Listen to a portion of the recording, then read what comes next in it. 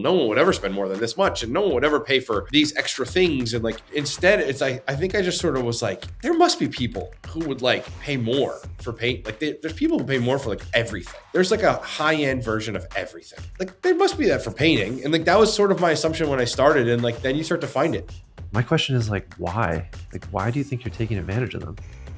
Is it like, what about your relationship to money makes you feel like you're taking advantage of someone? Is it because you make a profit?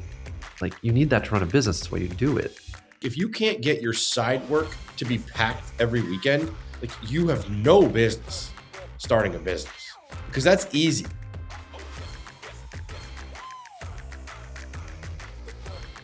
Hey everyone, welcome back to the Price, Sell, Paint podcast. I am Michael Murray. I'm joined as always by John Bryant, but today we have a special guest, Zach Kenney of ZK Painting. Zach, tell us a little bit more about yourself. I think there's a lot of people in our industry that are very familiar with you and just all the awesome things that you're doing, but there's probably somebody that's listening that maybe doesn't know all about you yet. So give us a little bit of your background and your involvement in the industry. Yeah, I'm a lifelong contractor. Started painting when I was like 14, 15, and always just loved the craftsman. I was a craftsman first and business person second. I was pretty unemployable at one point. I went out on my own, started selling paint jobs, selling my hourly efforts for $15 an hour. And if you'd pay me to do it, I'd do anything. And then started bidding jobs and didn't file taxes or make any money for the first 8 years. Pawned tools a number of times to make cash payroll, barely squeaked by a living for a very, very long time. Then eventually sort of found social media and then found the PCA and combined, sort of learned about business and had a large demand curve increase. And so I've since sort of grown a business, painting business, made money, learned a lot. I've tried and failed at a rate that's probably not very normal. And, at the end of the day, I have a great little business now serving the high-end clientele in the greater Boston area, and get to work on lots of other things and spend time with my family. And I'm pretty passionate about just sort of educating people about the things I wish I knew when I was going through that 8-year period of just being broke. I love it. I can resonate with a lot of that. I know what it's like to not be able to make payroll, and payroll's due in a few hours. And it's there's a lot. It sounds like maybe things you're charging more than the $15 an hour that you were charging at the beginning that you just referenced. John and I both are pretty passionate about how important it is for us to charge what we're worth. I'd love to hear a little bit more about that journey, because there's a lot there. It's there's a lot of personal work that we have to go to do on ourselves so that we can have the confidence to go and do that, as well as just the maybe spreadsheet kind of work to understand what that might be. So maybe talk a little bit about how that has transitioned for you from charging not what you were worth at the beginning to charging now enough so that you can have a really nice business and make a profit like you described. Yeah, I can remember so for most of time, it was I want to equate it's almost like begging. I was almost a beggar. When it came to doing an estimate, I was please, I need this. If you don't give me some money and give me something to do, I will have nothing. That was the reality for quite a while. But I vividly remember there was this shift, the first shift of a few, but there was one where I was just drowning in the middle of a summer. I was drowning in work. I was deep into a big project, and I was feeling overwhelmed. And I got a call from a client, and it had been referred to me by a guy I used to work at a restaurant with, and they sounded nice, but I was just overwhelmed. And I was I can't even come look at it for 2 weeks. And they're okay, we'll wait. And I was oh, okay, cool. And I remember I went out to that house, and it was this beautiful house on the water, really nice people. And it was my life's work had been culminated in knowing how to take care of this property, in a way that a lot of people might not have. And I went home, and I didn't need the job. Like I was actually busy, not necessarily with profitable work, but I was busy. And I remember like doing the estimate and going like, I want to say it was like $22,000. And I remember like doubling the number, just being like, dude, they will definitely pay. They're not going to call anybody else. I'm the guy. They would pay me like $42,000 to do this job. And they did. And they became like lifelong clients. I just did a project with them like 2 years ago, like 7 years later. And like it was like this epiphany of like, oh my God. It was the first time when I realized it was about like value. Like I kind of went to myself, like these people, like I'm the one for this. Like they're gonna trust me.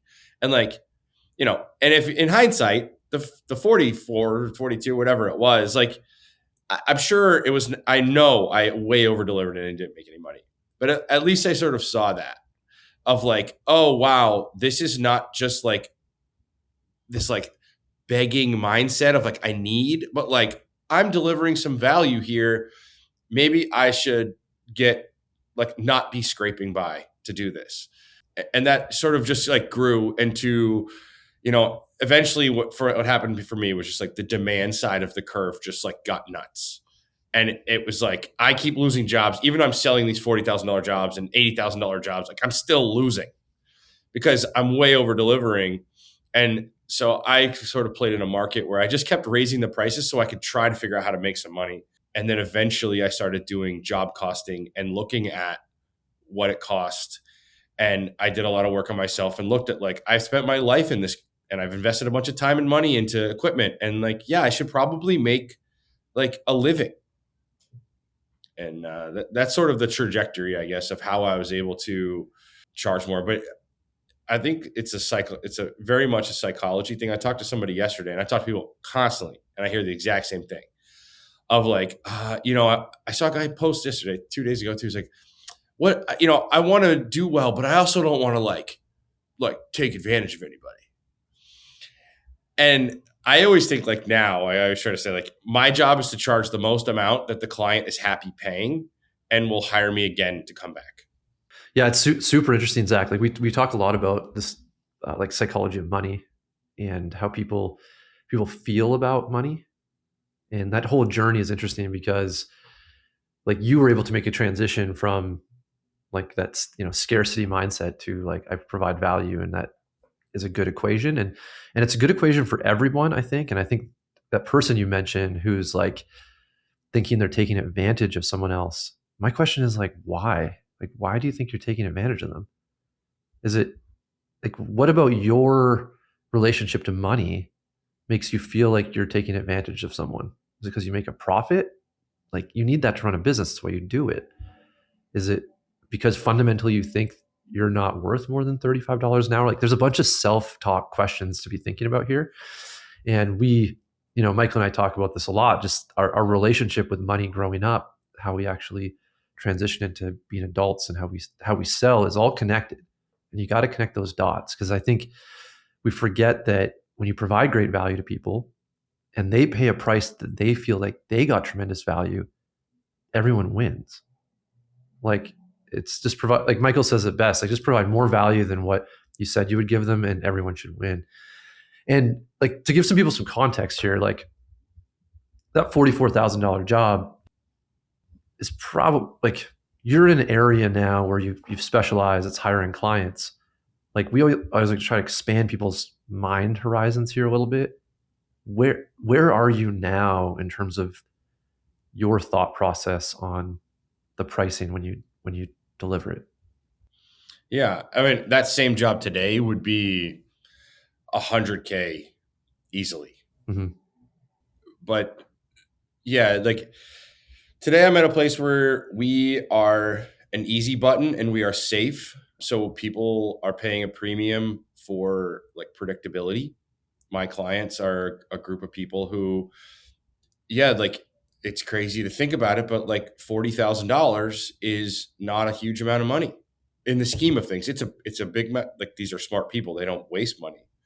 But also, like in the scheme of life, there's people who $40,000 is like $4,000 to others and $400 to others, and like it's all relative. And so I've understood that my target demo really values, you know, like their mental energy. And so if I can like, by hiring me, they can offload a ton of their mental energy and like not be worried about like, is it going to be done right? Is it going to happen on time? Who's going to be at my house? Like if we can just be like, oh, like pay good money and like get it done. My clientele, I understand, values that. We also like our charge rate is not like any higher than a standard house painter in Minneapolis, Minnesota. We just typically our scope of work is a lot more detailed. Yeah, that's what I'm picking up on. It's just like a different value proposition as much as anything else. There's somebody in your market who's charging whatever, $65 an hour and, paint a bedroom for $500. And, there's a customer for that person. And then there's a customer for what you're doing. And they're two different things. And to think that one's right and the other's wrong, you know, is short-sighted. And, I think that's just important is that like you're providing exactly what that person who's paying $100,000 is asking you for, plus some. They're leaving super satisfied and they're writing great reviews and they're doing all the things. And like, that's the most important part. Yeah, I always talk about, it's like, I say this sentence thousands of times a year, but it's like, we're just aligning budget and expectation. That's it. Like, I just talked to a client in Atlanta the other day, 2 days ago, who like found us on social media and wants to do a bunch of high gloss. And it's like, all right, well, that's a huge wide spectrum. Like there's a $40 a square foot price and there's $120 a square foot price. Like we need to align your expectations with your budget, and then that will tell us the scope of work. And like I've also realized like what I do is not very scalable. You know, I'm not running a business that is going to scale and like have a bunch of salespeople and a bunch of project managers, and like that's not, this world I live in is not that. And the guy painting the $500 bedroom, like that's a much more scalable business.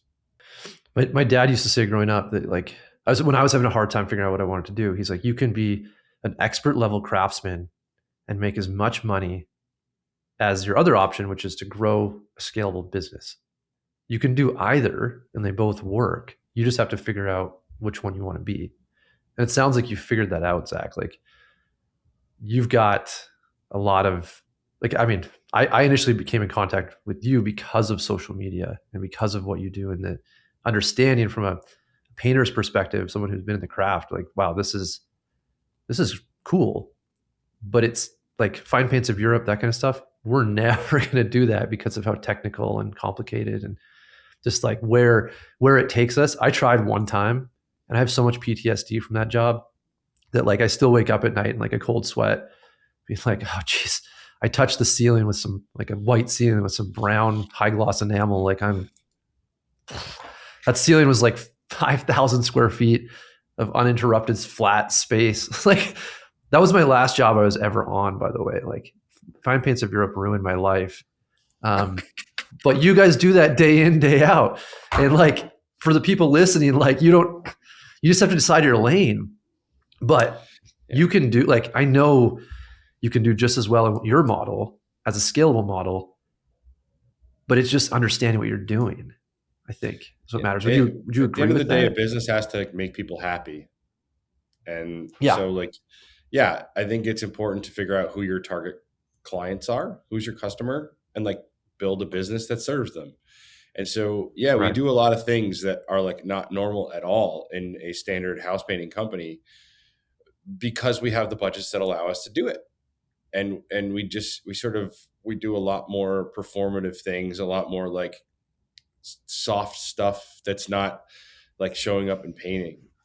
And for a very long time, that's what fed me. Like I built the business that I enjoyed.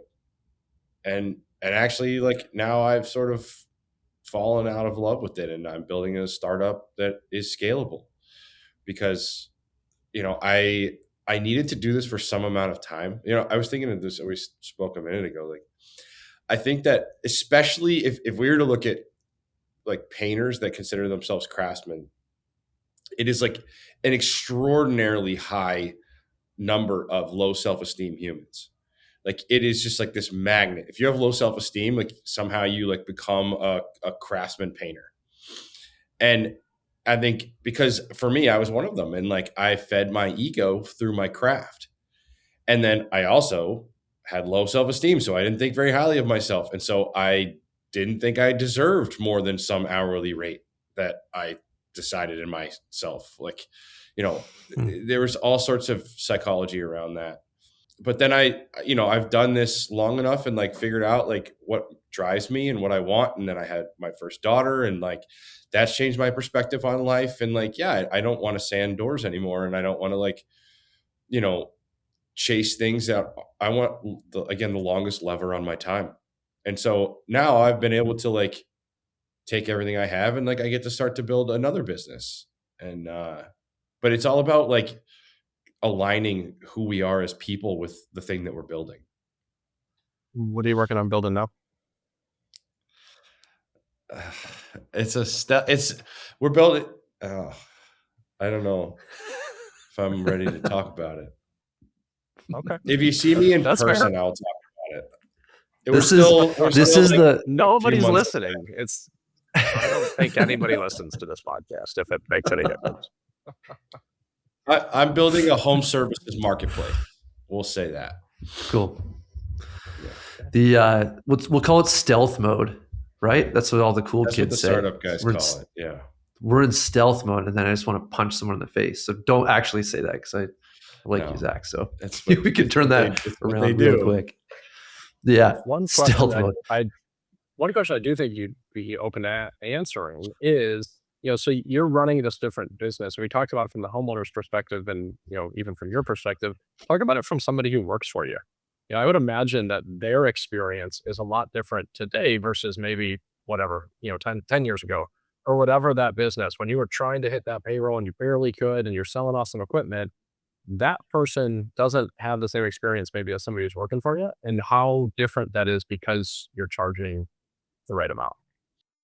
Yeah. I mean, I think like first of all, the human being who was attracted to coming and working for me 10 years ago, even 6-7 years ago, and anyone who's going to agree to work under the table, it's already like a subset of humans that's not like optimal employees, like to say the least.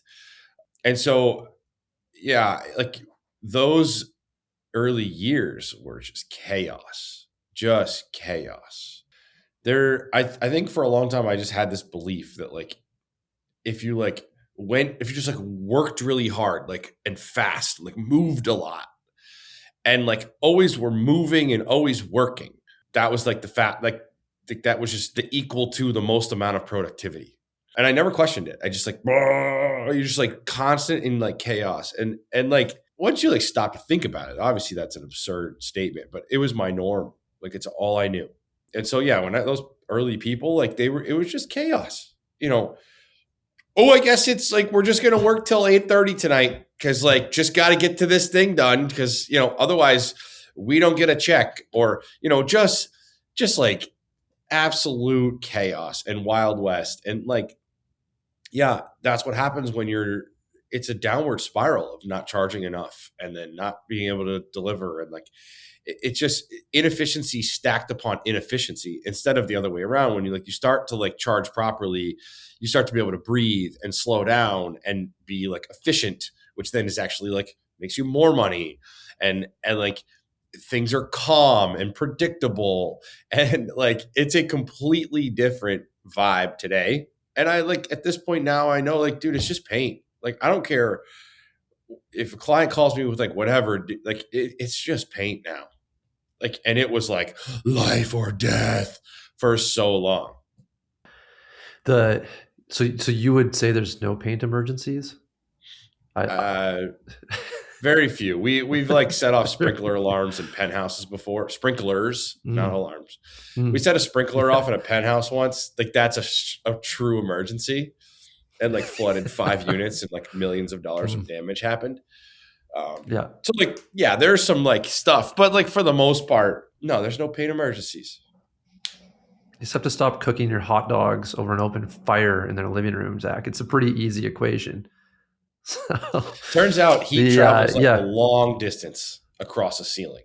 So you can heat gun and we had a guy heat gunning a drywall patch. Oh, interesting. Like, I don't know, 80 feet away, but heat just traveled around the ceiling and like the heat built up on the thing and yeah. Boom. We don't have heat guns on any high-rise projects anymore.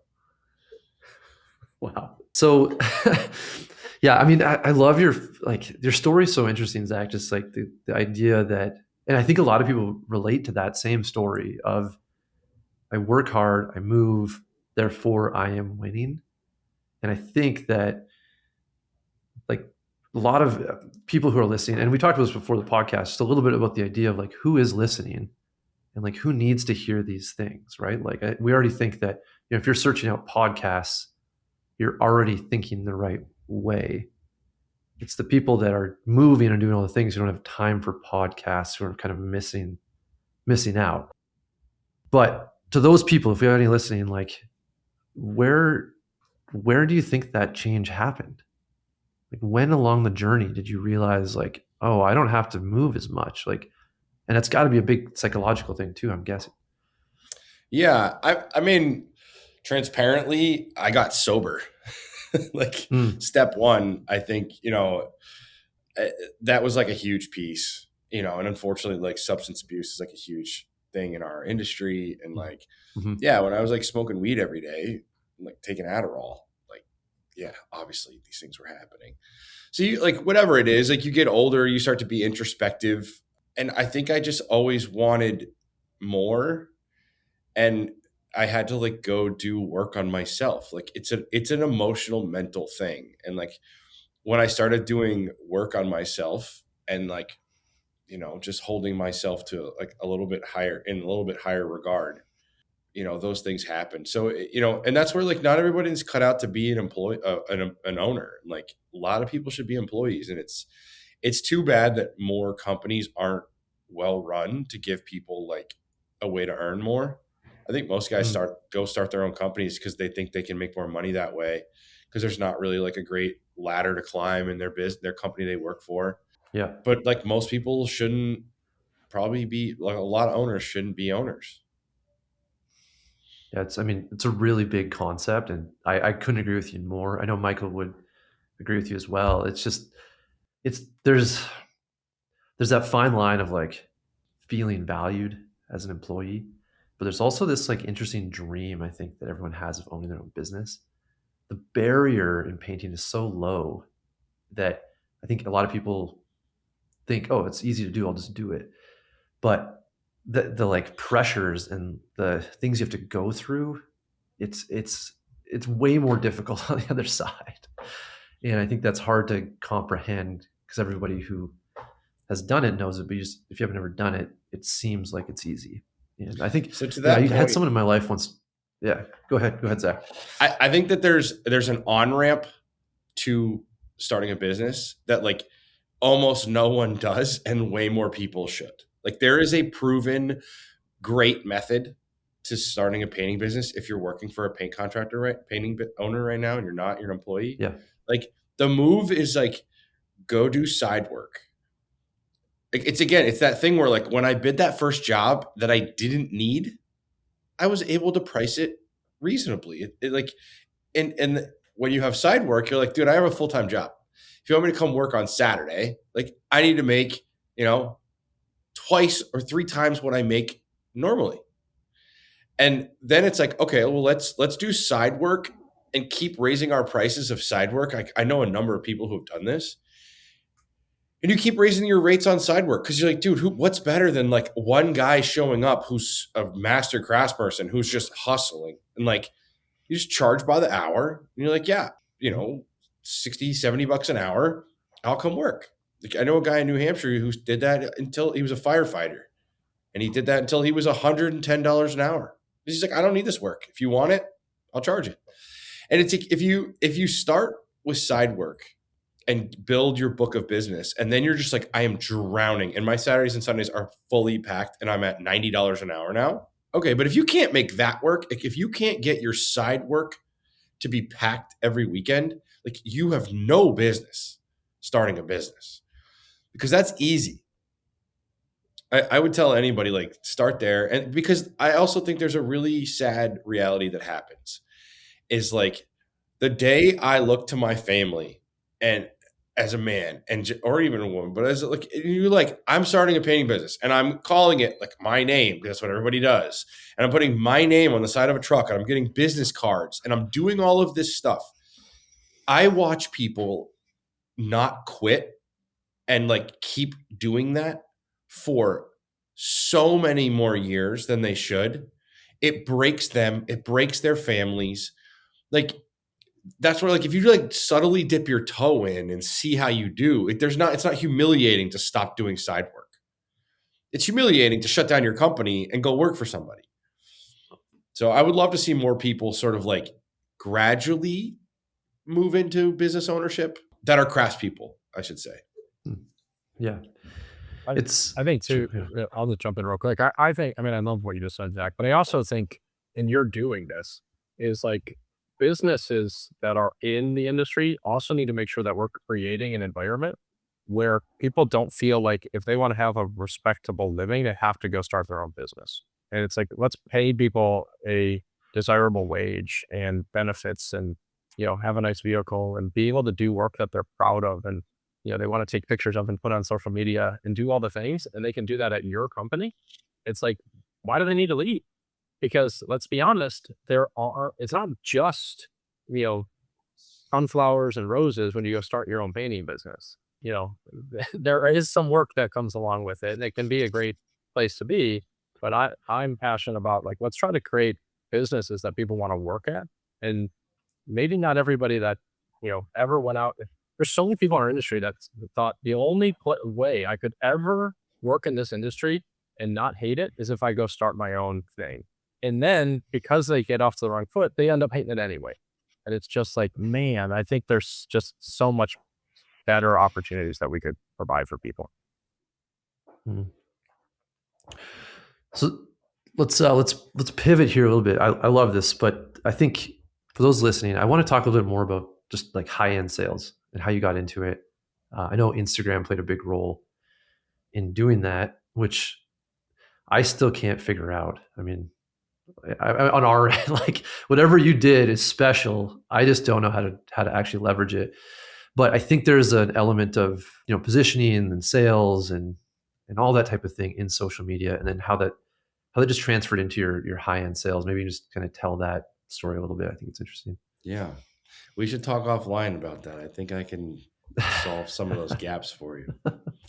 Yeah. Because I don't think that just because I think any market. I think everybody wants to know, Zach. If you're whatever you're allowed to share publicly, I think everybody's asking the same question. Yeah, I mean, I think like what resonated with people and what allowed me to do what I did was like I spoke to my target audience, my target client, and I answered all their questions, and I built trust with them. And I think that every business has a target audience. And every business is like, you guys are obviously running great business. Like there's a reason people buy from you. And if you were to make content around those reasons and do it consistently, you would build trust, and it would be a huge driver of sales in a year or two. This is the thing that nobody wants to do, is the hard work. I've consulted with a number of companies and deliver this amazing plan of like what to do, but it's really hard to do a thing with no positive feedback loops for extended periods of time when you could go spend more money on Facebook ads and like get more leads instantly. But I do think that organic social media works for any business. It's typically the people who find success are the people who are really desperate and are really hungry and are willing to like grind through the like no positive feedback loop until they get to the other side. And so when I see established painting businesses who want to go do that, they struggle because they don't put the right people in place. They don't really believe in it. They have other things that they could like spend and get instant ROI on. And so those like long-term payoff things are like harder to justify mental energy, especially like getting beat over the head every day. Like But yeah, I think, I was just going to ask a follow-up question on that. I think, one of the things that we struggle with, I struggle with, and John, let me know if you resonate, but it's just like two things, I guess. One, either I'm not comfortable / don't really want to be on social media, like personally. I don't want to be the person taking the videos. I'm less that, but I think there's probably somebody listening who feels that way, or they feel like they don't have the time. I need, I have to be doing all these other things and I can't maybe get that content. Feels like from the outside, at least, somebody who follows what you're doing on Instagram, like you've found a really good way to do that and a good balance. I'd love to maybe hear your thoughts and what you might say to somebody with those types of concerns. yeah, I mean, I think if you're going to put people's faces on social media, it should be your salespeople. So if you're doing the sales, then great. But like the sales guy should be the person whose face it is, because that's who's going to be familiar in the home when you go to do the estimate. But if you were to like sit down in your business and go like, why do people buy from us? I think you could probably like isolate 2 or 3 things. And then I think you could figure out a way to create content that said those 2 or 3 things over and over again. And you could probably figure out a way to do that didn't take up a ton of time. I've coached a number of companies through that process, and it's hard in the beginning because the positive feedback loops aren't there. Mhm. So you have to like deeply believe it. And then most of the time people are putting the wrong person in place to run their social, like real like established businesses are hiring like the marketing girl and the creative. And it's like, dude, honestly, like with what I just described, you need a really good implementer, like someone who will just like implement a strategy that you lay out. It's like, if we said this stuff over and over, people would like want to buy from us. So yeah, I think there's just a lot of misunderstanding about social media marketing for small business versus social media marketing for influencer vanity metric stuff. And if you had 500 followers and all 500 bought paint jobs from you, you'd be winning. And if you had 0 likes, like tons of my clients who buy from me, like will never like one of my posts, never comment on one of my posts. And like half the time they don't follow me, but they've been watching everything. It's a really weird, not obvious like sales cycle. That idea though, that like you are in a strange way like pre-selling people on what you do. Like you said, you're talking to their needs, why they buy, you're doing that work up front. What does the sales process look like when you actually show up and they're like, they think you guys are best friends, I'm going to guess, Yeah. and you've never met them, and you're like, this is great and kind of awkward. Yeah, it is. You're building a relationship, and like it is nice when I get to start off with like a ton of trust already. Like that is a huge advantage, because at the end of the day, businesses all just build trust and maintain it. And if you can build trust and maintain it, like you'll do just fine. But the industry standards are just so low that like people lose trust all the time. We still do. We're not perfect at all.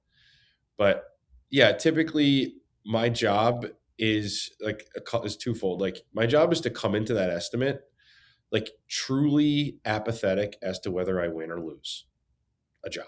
Like deeply, deeply, I have to be apathetic as to whether we like close this or don't close this. That's the first step.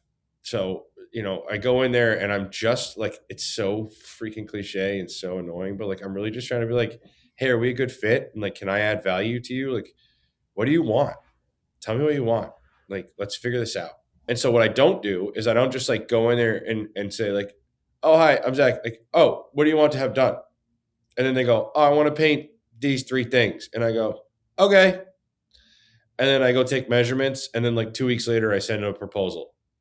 Because like, that's what I did for a very long time. And I think that happens a lot. That like, dude, yeah, no wonder I wasn't getting anyone to spend any real money. And everything was just chaos and no one was happy. Like we're not like, I don't have a straight menu you can just like order off of. This is like I need to understand what makes you tick in my world. Like I don't paint as a commodity. I respect and am actually trying to build a thing where we do paint as a commodity, and paint is just like black or white. Is it done or is it not done? And like, that's how we judge it. Like, that's a beautiful thing. And if that's the case, like, great, but you still have to understand what makes people tick. Like, what is your experience with painters in the past? Like, what do you like? In my world, I'm always trying to judge their aesthetics. Like, what do you want this? Like today I met with a client. We're starting a job in a couple weeks, and like we were changing some stuff and measuring for wallpaper. And they're like, "Oh, the designer changed this front door." And he's like, "Do you need to take the door off, or like you need to do the door in place?" And I was like, "Well, is the door supposed to be a showpiece, or is the door just supposed to get painted like the rest of the trim? It's an old historic home. The trim has got a lot of stuff on it. Like we're just painting the trim, like nothing crazy." And he's like, "No, it's not a showpiece. Just paint. Just want the door to be a different color." All right, that's great, right? That door is going to cost like $1,200 to paint, or less.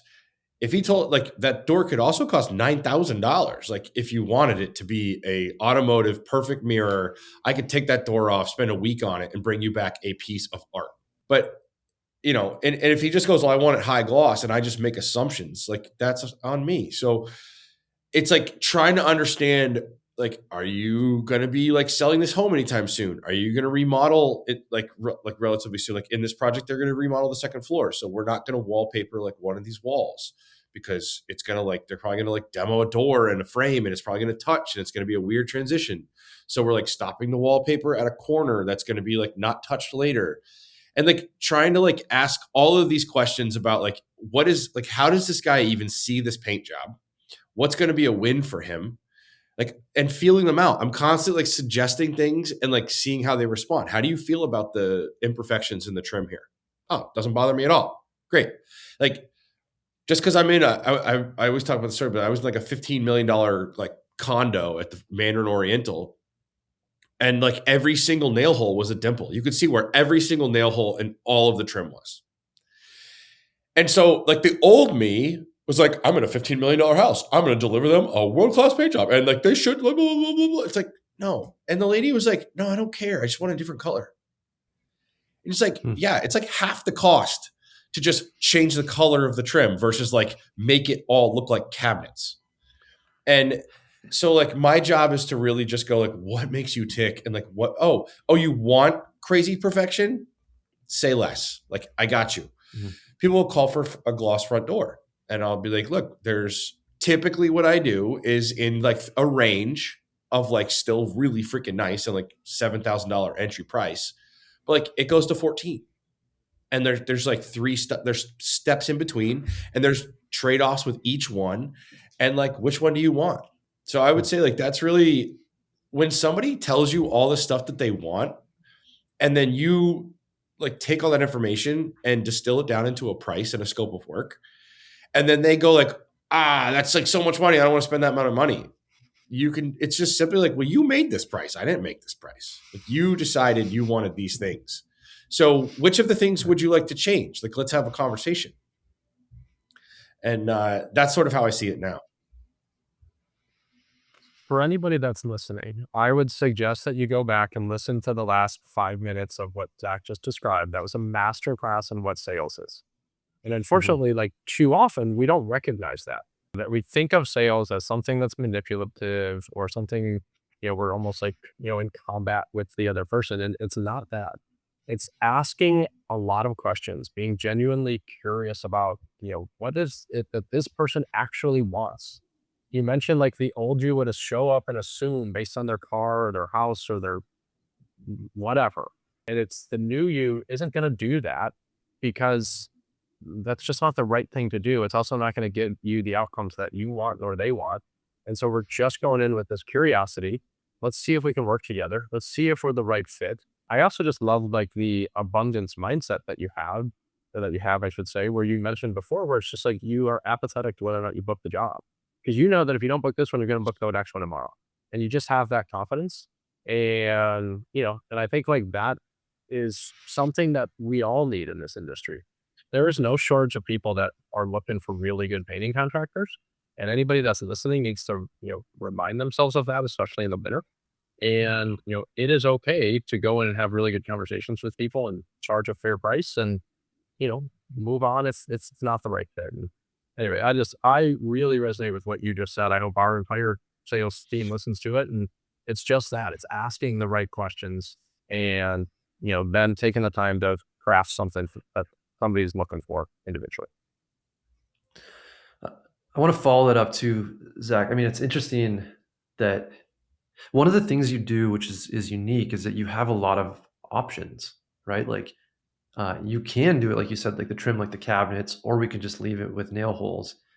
And I think a lot of painting contractors miss the fact that they have options too, right? Like you can just slap some paint on one coat and leave, or you can do it 2 coats and do it nice. And I think that we make assumptions for our customers based on that idea that like we don't have options. The other thing that's interesting is that you probably have to do, I'm going to guess and then you can comment, but you probably have to educate a lot of people on what their options actually are. Because I'm going to guess the clientele you have isn't fully aware of what paint can truly do, even though they've got a $15 million penthouse doesn't mean they understand a craft at a $15 million level. Yeah. Or care. Right. And that's Yeah. just because you have a lot of money doesn't mean you care about, and then just because you don't have a ton of money doesn't mean you don't care. Mhm. I think my second largest job of all time was on a $3 million house where we did $630,000 worth of work. And, Wow. compare that to like the billionaires that we work for who like maybe don't care as much about all of those other things. And like you can never like assume. And so yes, Mhm. my job is to really try to figure out like what makes this person tick. Like and it's you have to start with a blank slate. You have to go in there with no assumptions and the only outcome that I'm looking for is alignment between what we are going to do and what they want. And like that is like if you look at any like just business theory, like what are we trying to do strategy wise? Like we're just trying to align like what people want with what we do. And like that's where like the holy grail is can you align those two and do it profitably? And when you're trying to squeeze like square pegs into round holes, like you have a little like every human, like we're not like like cast iron steel. Like we have some flexibility and you can kind of get people squeezed into different things. Like, and if you're like that's where all the pain happens later of like, oh, I didn't actually want this or oh, blah, blah, blah, blah. It's like, I'm not trying to talk you into anything. In fact, I'm trying to talk you into what you want, whatever that is. Yeah. And so, yeah, I think everyone has, like, we should all at some level have some options. And a lot of times it may not be process for certain, like, if you're a certain demographic of people, maybe it's not as much about process as it is about like scope. And it's just like, Mhm. oh, you don't want to spend $6,000 and you only want to spend $3,000. Like, why don't we do the first half of this project and come back for phase 2 later? Or something like that. Mhm. It's not my world exactly, but you're like just trying to give people what they really want and taking all of my ego and all of my assumptions and leaving them at the door and like truly going in curious. Like, what have been your experiences? Mhm. And sort of, if you do it long enough, I can pick up on vibes but I'm constantly like pushing just around the edges to see if it can expand here, or do you want no, this is as far as I want to go here. And it could, because humans are not rational, like by any means. And just because they are one way over here doesn't mean they're not like completely different over here. And they're hypersensitive to this over here. And like everyone's got their things. And if I try to take a blueprint and like, or a framework and like put it onto everyone because they are the same demographic, like I'll be disappointed every time. There's this awesome saying that I've heard before, which is, and these are always attributed to Benjamin Franklin. Like, I don't know how this guy said so many things, but for some reason he said this, which is to never underestimate the poor taste of the American public. And it ties into like so many things that I do where I'm like, oh, this person just like we seem to sometimes think as salespeople, as business owners, that money equals taste or money equals the class and style, and that's just not true. And so to align like, yeah, nice house with cares a lot about this is just completely off base. Like that person probably has the worst art you've ever seen, has like purchased it. Like you don't know where the wealth came from and how they actually did all this stuff. So yeah, I mean that assumption thing holds true, like really true to me. And I used to say like I was addicted to assuming, and now I'm trying to fight that. Like several years ago, I'm like I'm going to give up assuming this year. I'm just going to be curious about everything. So yeah, I love that. I think it's rich coming from the guy in Canada talking about the American consumer, but I'm just gonna let that one slide on down. Yeah, it's easier for me to say, right? You're not wrong. I think too often people are making the opposite assumption too, and Zach referenced this as well when he talked about that second largest job ever. But it's just like often I have so many stories where when I was doing a lot of sales and I'd walk into somebody's home and I'm just like, there's no way they can afford, the fair price to pay this house. I specifically remember one where I gave the price and I'm just like, here's the price. Like, you're never gonna pay whatever it was, 12,000 bucks. It was a while years ago, and the guy and it's just like, all right, yeah, I'll go. It's okay if I give you cash for the deposit. Walked back to his bedroom, brought back whatever it was, $3,000 cash, and I was like, what just happened? And just like I just remember like ever since that moment, it's just like it's not my job to like judge. The reason that their outside of their house looked like it needed to be painted so bad is because they were saving up their cash for 5 more years than I probably would have been able to put up with my house looking like it, in a paint job or whatever.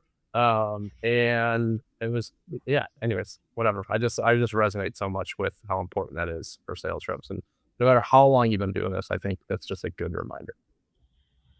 Yeah. And I think like there's another thing that I try to like remind people, like when you first start a business, any business, but especially a painting business, you're just getting all the worst clients.